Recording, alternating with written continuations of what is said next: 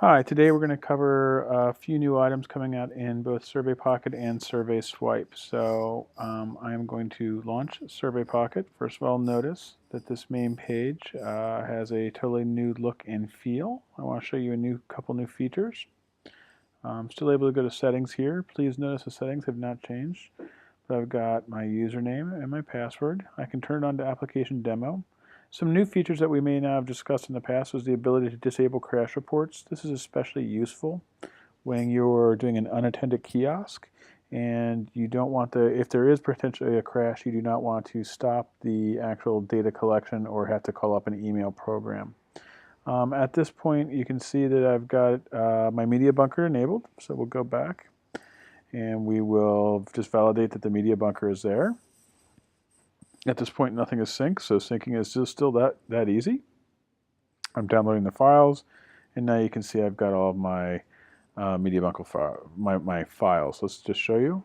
By clicking on these, not in a survey, I'm able to call up the video.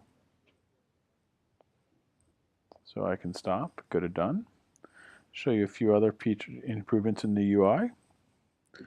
Go to the help. Please notice that this is still the same, but the send feedback mechanism has changed dramatically. Now you have the ability to tell us what you can auto-generate an email, and you can specify the subject, whether it be a question, a request, a bug report, media, suggestion, or other. So let's say I was to do a question. I can type in my test, any additional details I want to include. I could take a photo, or I could use my photo library. Please notice it's also going to grab your hardware-specific information. That's going to help me and my team troubleshoot your issue. It tells me my app name, the version, etc. So now let's go back and look at some of the new UI. For those of you who've been using SurveyPocket for a while, I think you're going to notice quite a few new things. First of all, the new splash screen's improved.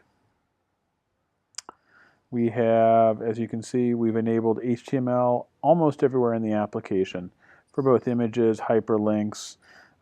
You'll see the questions. This is a single select question. We still do the auto advance.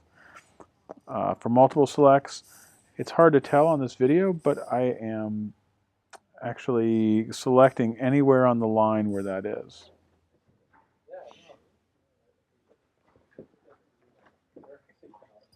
Going to keep going on here. Again, there's an image chooser. Select one. For the image chooser, we still use the shadow boxes. And we're going to please note that when you select the next button, you get a visual cue that says, yes, I've actually hit it.